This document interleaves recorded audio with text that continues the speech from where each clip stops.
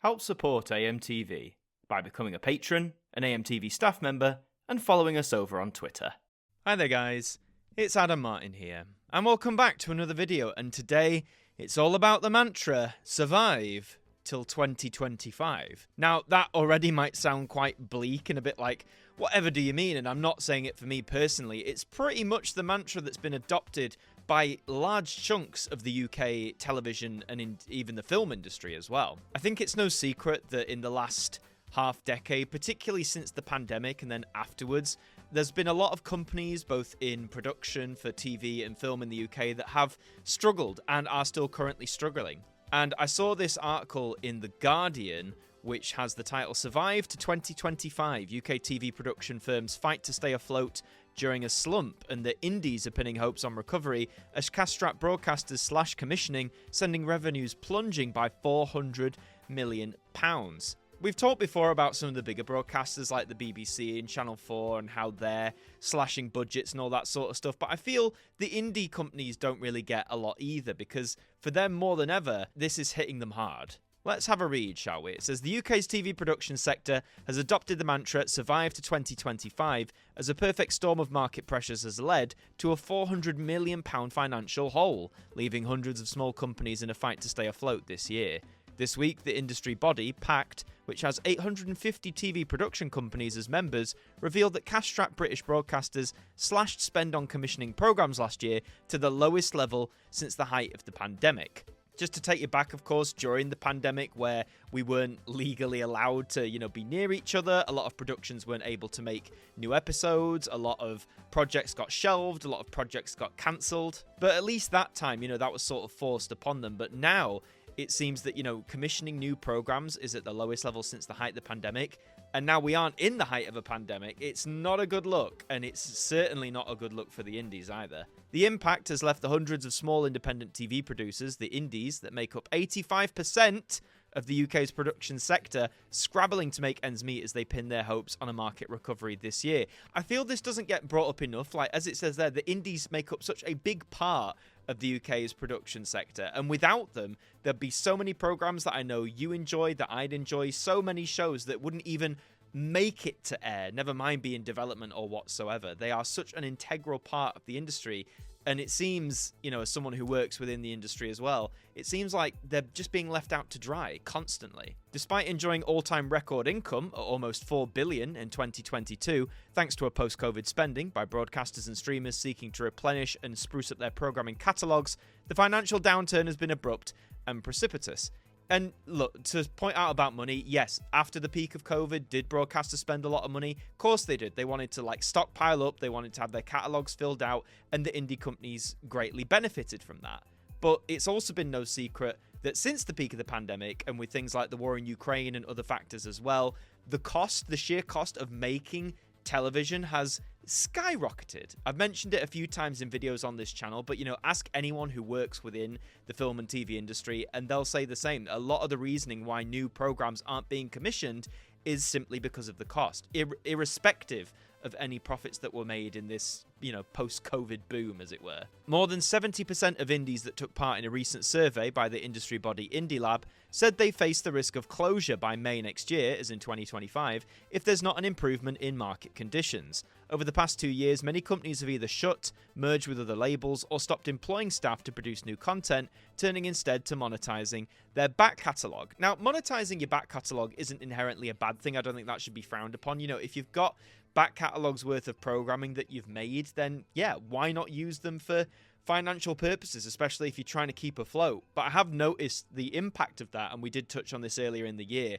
that the amount of repeats happening on TV at the minute across all broadcasters, featuring programs from all kind of different production companies, there is a lot more of them now. And I think, though, partly that reason is due to, again, cost, trying to save money, monetizing what you've already made, and not wanting to take the risk of investing into a new program that might not yield the same return. They include the names behind a swath of hits. In the past few weeks, drama indie Houston Films, who were the makers of The Sweeney and Van der Valk in the early 1970s, and more recently Night Sleeper, which starts on BBC One on Sunday, that's the day I'm recording this, the 15th of September, let all its staff go, while Label One, which produced the long-running BBC Two documentary Hospital, shut its doors. In February, RDF closed after a 31-year run in which it produced high-rating favourites including Wife Swap, Faking It, and The Crystal Maze. So yes, even production companies that made things like The Crystal Maze have gone under. The fact that Houston Films, again, The Sweeney, Big Show back in the 70s, Van der Valk, these are long-running studios that have contributed immensely to the UK television scene. As I mentioned earlier, beloved programming, and they're going bust. The slump has fueled a wave of job losses, while others have had their hours reduced. Freelancers have been particularly badly hit, with a survey from the union Bec2 finding in July that more than 50% are not working and 38% plan on leaving the sector in the next 5 years, and that is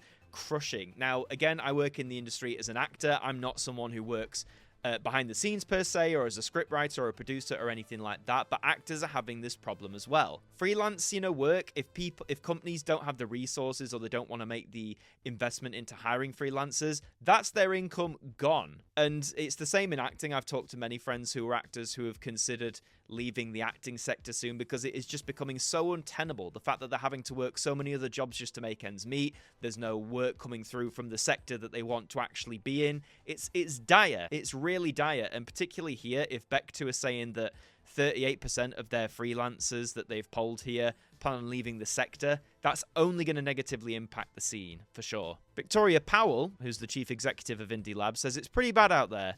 We have had a perfect storm of issues that have led to this contraction. If we don't act and address the challenges, it may be too late for many to continue in a sector that has thrived for the past 20 years. And yeah, again, for the most part, it has. And the UK television scene is one that has given us immeasurable amounts of unique programming that isn't only just loved here, but is loved around the world. There's several American stations take on British programming that has been originally produced by indies, other territories around Europe as well, even as far around the world as Australia. UK television, when it's at its best, produces great stuff, but we really seem to be now in like this hideous dark time that no one seems to be able to find a way out of. The combined pressures on UK TV production include the worst downturn in TV advertising since 2008, soaring inflation affecting broadcasters' costs, and the end of a period of profile-gate spending in the race for eyeballs fueled by the global streaming revolution.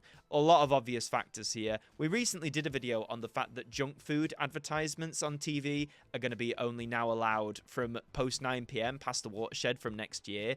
But, some say that isn't going to help with the advertising downturn. It probably won't, but I think the bigger picture is vastly larger than just about junk food ads. The fact is, less people are watching traditional television, less people are being influenced by the advertisement scene on traditional television because not as many are seeing them, which is leading advertisers not to pump the money into television ads because, well, why would they? They might as well pump that into online services, on streaming sites like Netflix for their ads option and all that sort of stuff. The era of peak TV produced budgets and quantities of commissions that hit unsustainable heights, says Fred Black of the media analyst Ampere.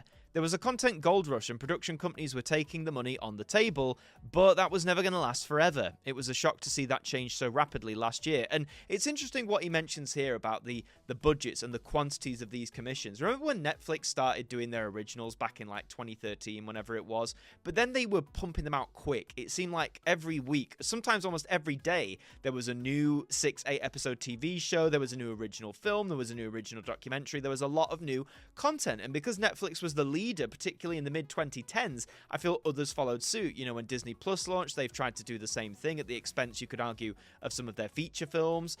Amazon Prime Video have invested heavily as well. All of these have tried to invest heavily. But again, whilst the production companies were inundated with, demands and requests, it certainly was unsustainable. And I thought that at the time, the rate this was coming out, it's not only going to affect the quality of what's out there, but the effect it's going to have on the workforce, on the companies at its heart, that's going to be tough. The market conditions have seen brutal retrenchment across UK broadcasting.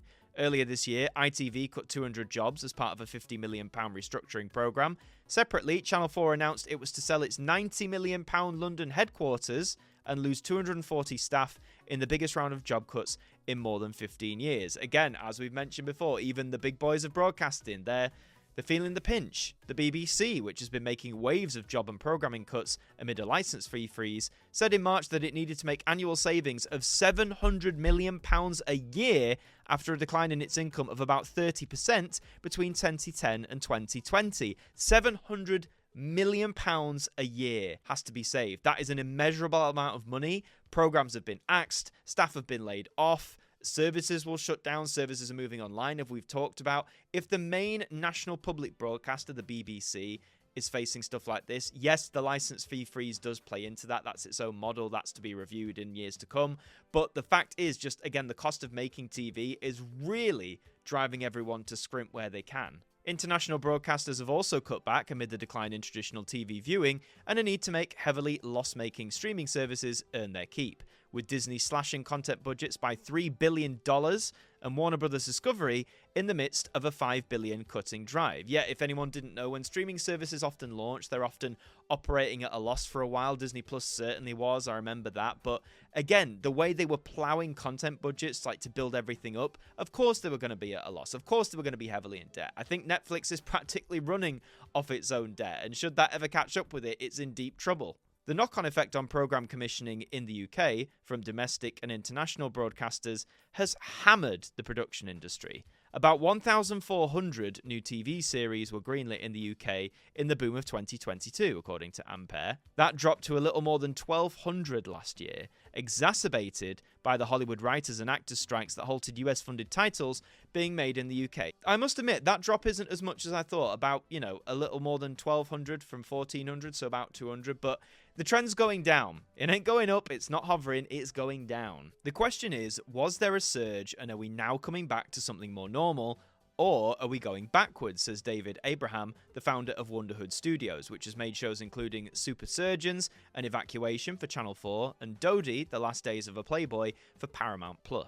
Britain punches above its weight in terms of creativity and impact. It's an incredibly successful market.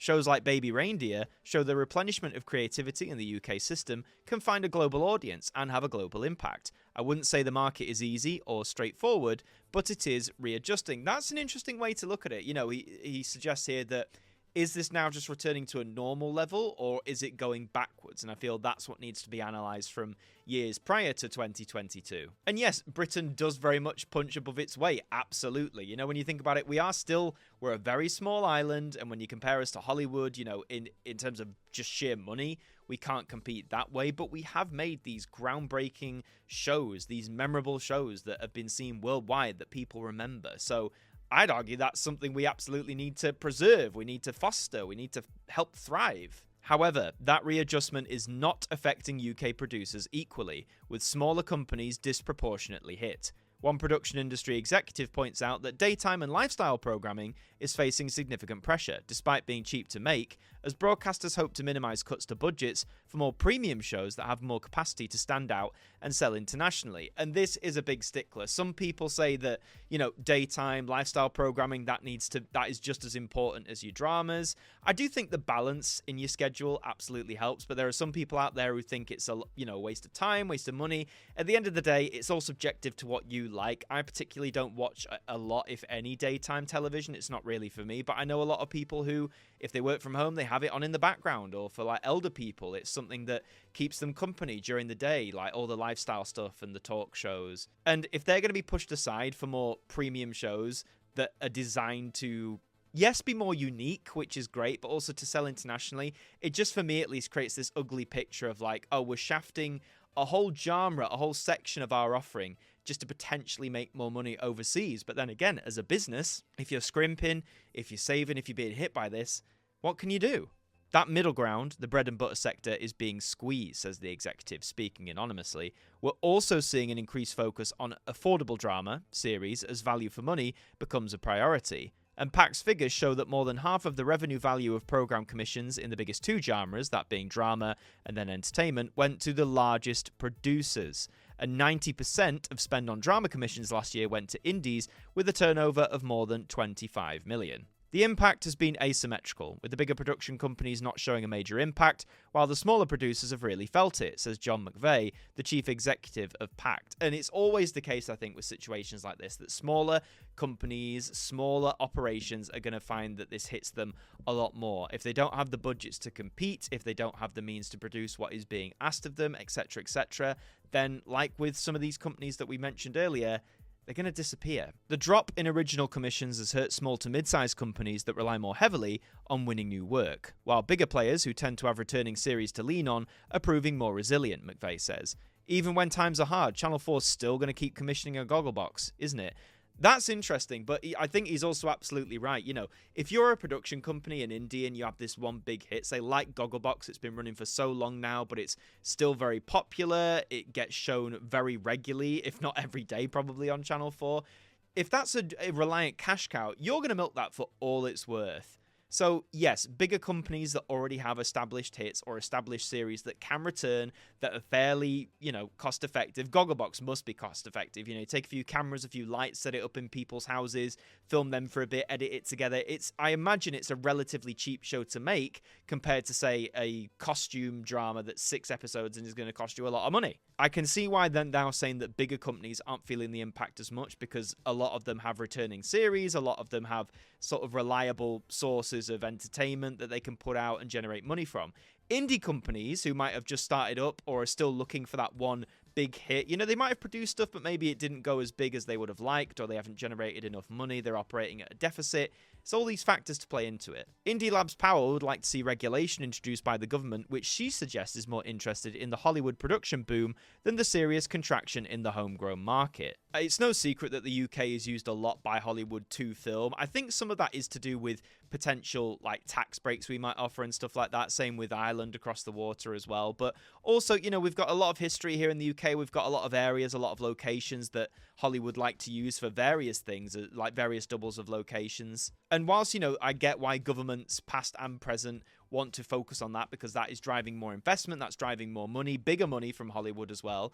But again, as it says here, the homegrown market is just as important. Without a homegrown market, you don't really have your own domestic industry. Measures at the top of the list include the introduction of a quota system for big streamers such as Netflix, similar to France, which has forced them to reinvest 20 to 25% of their domestic revenues back into French production. There are also calls to extend the tax credit system, which offers major breaks for film and high-end drama, to all genres and scrap the 1 million plus an hour eligibility criteria for dramas. So a lot of reform in how filming in the UK works here and where the money's going. I do think the idea of, say, 20 to 25% of domestic revenues being put back into British production, like the French have done with theirs, I don't think that's necessarily a bad idea. If you can constantly keep new, original, exciting, entertaining British programs coming, then that is going to fuel the industry. So maybe a quota system like that will be of benefit. As to whether it'll happen, like any government, regardless of its political colour, it's going to rely on several different factors. Production companies have endeavoured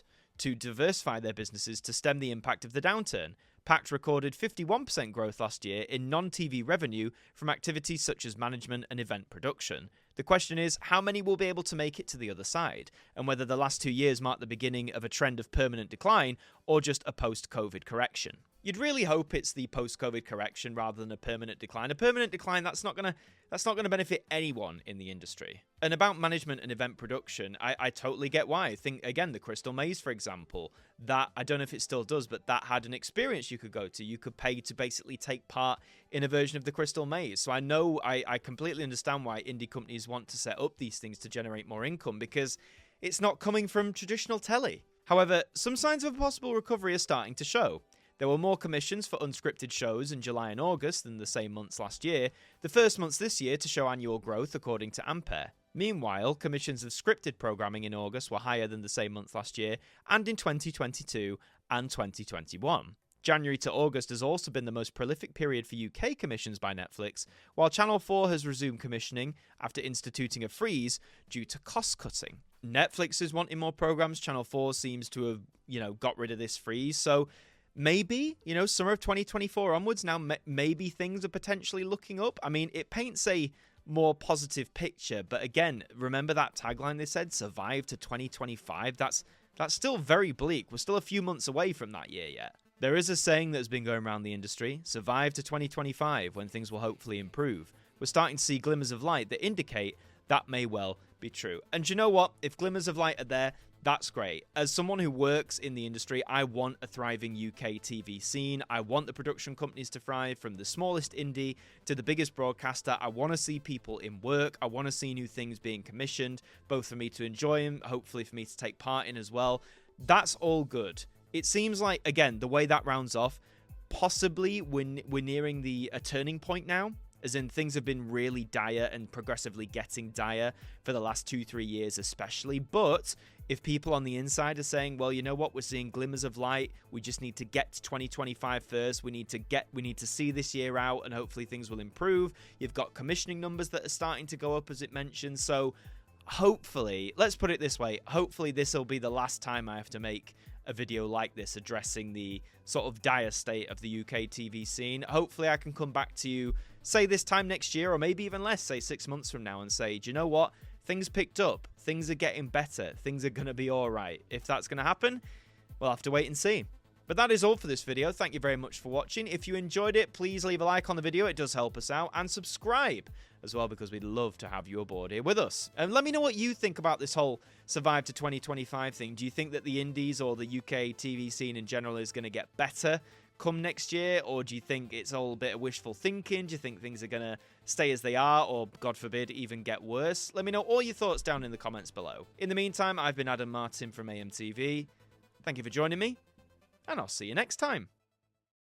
Thank you to our patrons for helping to support the show, and a special thank you to Macra, Bruce Danton, Derek Chambers, Shaun Knock, Daud Khan, Liam De-Maine, Trev Hughes, Ajmac 200017, Deck, Evonne Hart41, Jen, Traffi, Tim Ripley, Mr. Eurovision 1986, Ted Elliott, Marnanel Thurman, John Wakefield, Kieran Bolton, and 40-something Manchild, our AMTV staff members.